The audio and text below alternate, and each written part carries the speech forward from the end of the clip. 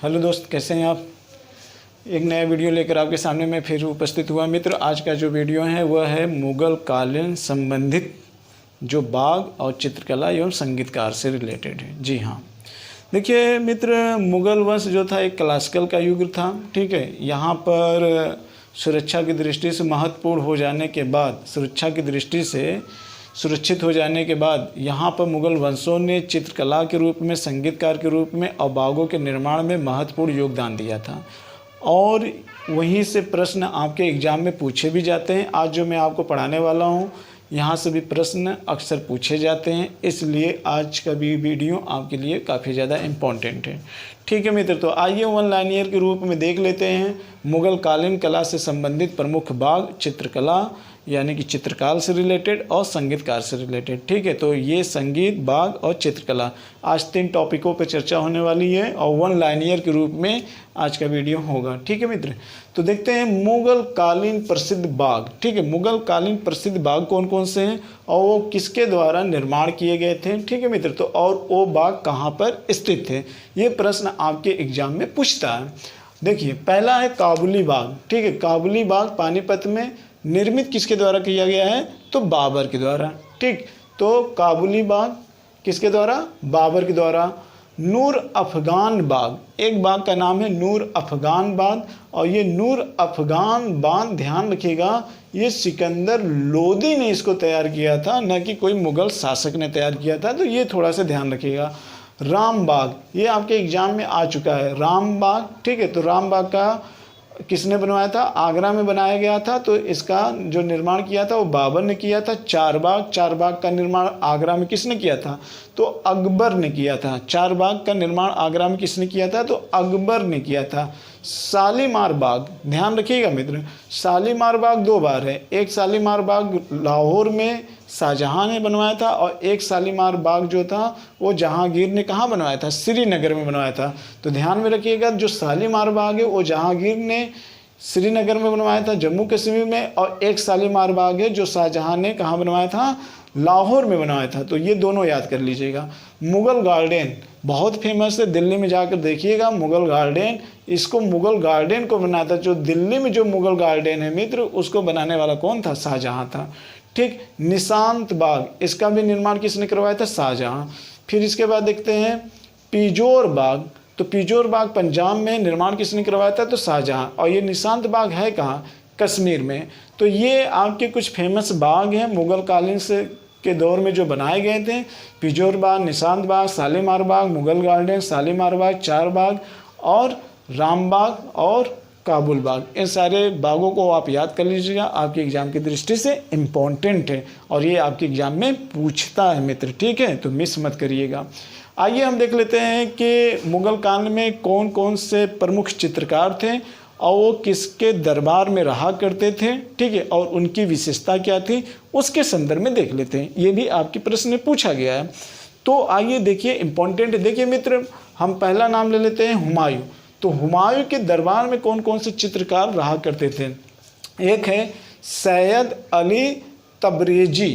ठीक है, तो तबरेजी, तो ये आप थोड़ा सा ध्यान रखिएगा, सैयद अली तबरेजी। तो ये एक चित्रकार था, क्या था, चित्रकार था, किसके दरबार में रहता था, हुमायूं। और एक है ख्वाजा अब्दुल समद सिराजी, और ये भारत में मुग़ल चित्रकला का प्रवर्तक था। क्या था मित्र, ये प्रवर्तक था, कौन, ख्वाजा अब्दुल समद सिराजी, ये चित्रकार था। ठीक है, और ये भारत में मुग़ल चित्रकला का क्या था, प्रवर्तक था। अगला देख लेते हैं, अगला है दास्तान ए अमीर हमजा। ये इस्लाम के बीरबल हमजा पे पूरा चित्रण किया गया था। ठीक है, तो ये एक ग्रंथ है, दास्तान ए अमीर हमजा एक पुस्तक का नाम है मित्र। ठीक है, ये एक पुस्तक का नाम है जो इस्लाम के बीरबल हमजा पर ये पूरी चित्रकारी की गई थी मित्र। तो इस चीज़ को ध्यान में रखिएगा। और ये किसके दौर में था, ये हुमायूं के, यानी कि हुमायूं के दौर में था हमजा चित्रकार। ठीक है, तो हमजा एक चित्रकार भी था और उसी के नाम पर दास्तान ए अमीर हमजा पुस्तक भी लिखी गई थी जो चित्रकला से रिलेटेड थी। इसके बाद देखिए अकबर के समय में कौन कौन से प्रमुख चित्रकार हैं, इस चीज़ को देख लेते हैं। अकबर कालीन प्रमुख चित्रकार, तो दस्वनानाथ यानी दस्वनाथ, फिर बसावन, केशो, लाल मुकुंद, जगन, महेश, और आप देख लीजिए खेमकरण, सनवल, हरवंश राम। ठीक है मित्र। और इसके बाद यहाँ पर है मुस्किन, लाल, केशव, मधु। ठीक, इसके बाद निजामी के साहित्य की रचना जामी उल त्वारिख।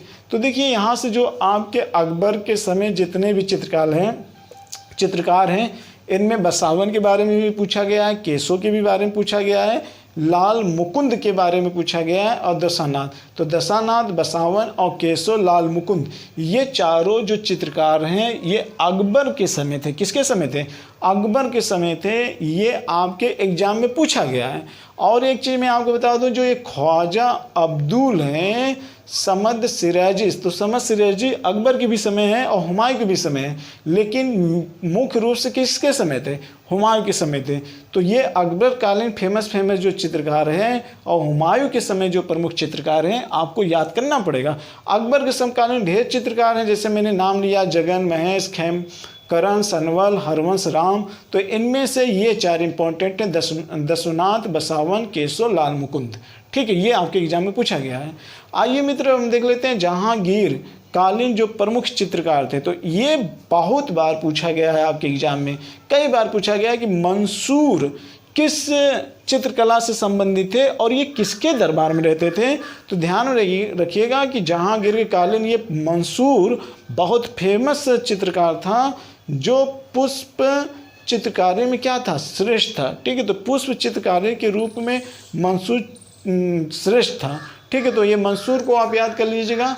इसके अलावा देखते हैं मित्र, जो जहांगीर के समय और महत्वपूर्ण चित्रकार थे मंसूर के अलावा, अकाराज, हसन, मोहम्मद, नादिर, गोवंदर और यहाँ पे लिखा है बिशन दास। तो थोड़ा सा ध्यान में रखिएगा मित्र, एक यहाँ पर अकबर के कालीन में बसावन है और जहांगीर के समय कौन है? बिशन दास है। तो कंफ्यूज मत होइएगा। ठीक है, तो ये कंफ्यूज मत होइएगा, बसावन और बिशन दास। बिशन दास जहांगीर के समय है और बसावन किसके समय थे? अकबर के समकालीन थे। कभी कभी यहाँ पे पेपर में जब प्रश्न आता है तो बिशन दास और बसावन में क्या हो जाता है? कंफ्यूज हो जाता है। तो बसावन किसके समय थे? अकबर के कालीन थे, और जो बिशन दास थे वो जहांगीर के कालीन में थे।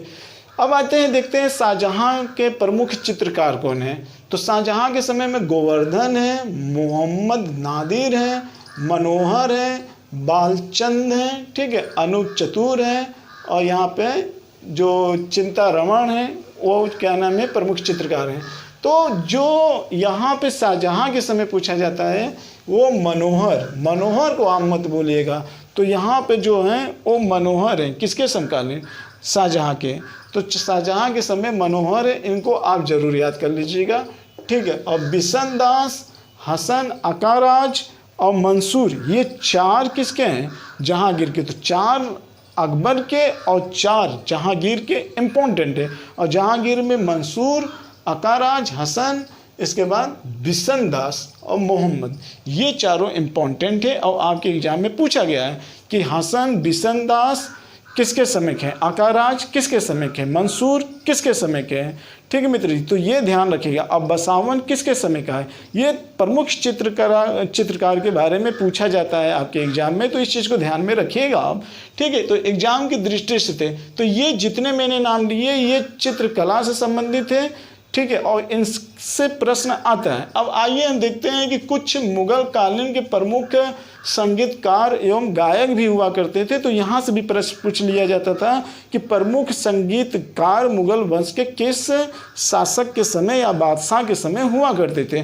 तो आइए पहला हम देख लेते हैं अकबर के समय में कौन प्रमुख संगीतकार हुआ करते। तो यहाँ से प्रश्न आता है मित्र। तो पहला आप याद कर लीजिएगा तानसेन, फिर यहाँ पे राजा रामचंद्र, ठीक है, फिर वाज बहादुर, फिर यहाँ बैजबख्श, गोपाल, रामदास, हरिदास, सुजान खां, मियाँ चांद, मियाँ लाल, बैजू बारा। ठीक है, तो बैजू बारा यानी बैजू बारा ये याद कर लीजिएगा। तो ये थोड़ा सा आप मत भूलिएगा। यहाँ पे देखिए मियाँ चांद और मियाँ लाल, ये दोनों अकबर के समय क्या थे, संगीतकार थे। बाज बहादुर भी क्या था, संगीतकार था। और तानसेन के बारे में तो आप जानते ही होंगे, ठीक है। तो अकबर के समय ये फेमस संगीतकार थे, इनको आप याद कर लीजिएगा। अब जहांगीर के समय देखिए बिलास खां, कई बार पूछा गया है कि बिलास खां किसके समय का था, तो बिलास खां जान लीजिए जहांगीर के समय था, और ये तानसेन का क्या था, पुत्र था। ज़्यादातर बिलास खां के ही बारे में पूछा जाता है, ठीक है। इसके बाद छत्तर खां मक्खू थे, फिर हमजान थे, हमजान शौकी थे, लेकिन पूछा कौन जाता है कि बिलास खां किसके समय थे। इसके बाद देख लेते हैं शाहजहां। कौन देख लेते हैं, शाहजहां। शाहजहां के समय कौन प्रमुख संगीतकार हुआ करते थे, तो यहाँ पे देख लेते हैं लाल खां और खुशहाल खां, विश्राम खां, सब में खां खां लगा हुआ है। तो लाल खां ये आप याद कर लीजिएगा कि लाल खां किसके समय थे, खुशहाल खां और विश्राम खां, सब खां वाले शाहजहां के समय थे। आइए देख लेते हैं औरंगजेब के बारे में। जी हाँ, औरंगजेब के समय देख लेते हैं, यहाँ पे लिखा हुआ है, पहले इसको हम पढ़ लेते हैं। देखिए मित्र, औरंगजेब क्या था, औरंगजेब एक तरीके से मुगल वंश में कट्टरवादिता के रूप में जाना जाता था, पूरी तरीके से इस्लाम के रूलों को फॉलो करता था, इसलिए ये संगीत वंगीत में कोई इंटरेस्ट नहीं लेता था। लेकिन फिर भी इसके समय भी कुछ संगीतकार की चर्चा होती है, तो उन्हीं संगीतकारों के बारे में देख लेते हैं कि इसके समय कौन से संगीतकार थे। तो पहले इसको पढ़ लेते हैं। दरबारी संगीत का विरोध किया और संगीतकारों गायकों को दरबार में से क्या किया था, निकाल दिया था। जी हाँ, ये निकाल दिया था, क्योंकि ये इस्लाम के प्रति क्या था, कट्टरता इसके अंदर ज़्यादा थी, निकाल दिया। लेकिन समकालीन प्रसिद्ध गायक और संगीतकार निम्न थे, जैसे यहाँ पे लिखा है रसवेंद्र खां, ठीक है, रसवेंद्र खां सुखी, और यहाँ पे सुखी सेन और कलावंत, हयात सरसेनन और किरण और मिर्जा। तो बहुत कम उम्मीद होता है कि औरंगजेब के समय जो संगीतकार हैं यहाँ से प्रश्न आता है, फिर भी मैंने आपको लिखवा दिया ताकि आप एक नज़र में इसको भी देख लीजिए, आपके लिए हानिकारक नहीं हो सकता है। लेकिन हाँ, अकबर और शाहजहां, जहांगीर, इन तीनों को तो याद करके ही जाइएगा। अगला देख लेते हैं मोहम्मद शाह। जी हाँ, वही मोहम्मद शाह जिसको रंगीला के उपाधि दी गई थी, ठीक है। तो एक चीज़ आप जान लीजिए कि पूरे मुगल वंश में सबसे ज़्यादा संगीत का विकास अगर कहा जाता है, सबसे अधिक संगीत का विकास किसके समय हुआ था, तो सबसे अधिक संगीत का विकास जो हुआ था, ध्यान में रखिएगा, मुगल काल के शासक मोहम्मद शाह के समय हुआ था। और सबसे अधिक चित्रकला का विकास किसके समय हुआ था, तो जहांगीर के समय हुआ था। और सबसे अधिक वो सुंदर स्थापत्य कला का निर्माण किसके समय हुआ था, तो शाहजहां के समय हुआ था। तो ये कुछ बेसिक चीज़ें हुई जिसको आप याद कर लीजिएगा। और वन लाइनियर के रूप में ये वीडियो था, यहाँ से प्रश्न आते हैं मित्र, और अक्सर प्रश्न ये जो वन लाइनियर के रूप में है ये गलत भी हो जाते हैं, इसीलिए सारे वीडियो को वन लाइनियर के रूप में आपके सामने प्रस्तुत किया जाता है, ताकि कम से कम समय में आप इन सारी चीज़ों को रिवाइज कर सकें, और रिवाइज करके आप गलती होने से बच सकें और कन्फ्यूजन की स्थिति से भी दूर हो सके। क्यों, क्योंकि नोट्स जितना ज़्यादा शार्ट रहेगा उतने ज़्यादा रिवाइज कर लेंगे तो कन्फ्यूजन होने का सवाल ही नहीं है। लेकिन बाद में आप ये सोचेंगे कि इसको मैंने कई बार पढ़ा है, तो आपके अंदर ये भ्रम होता है कि ये मुझसे कैसे गलती हो सकती है, इसको क्वेश्चन में पेपर में करके ही रहूँगा। आपकी यही हठीवादिता आपको ले डूबती है, इसलिए आपके लिए ये शार्ट नोट्स बनाया गया है, ठीक है मित्र। तो इसी के साथ मुझे इजाज़त दीजिए, नेक्स्ट वीडियो के साथ फिर मैं आपके सामने उपस्थित होऊंगा। तो इसी के साथ जय भारत, जय हिंद।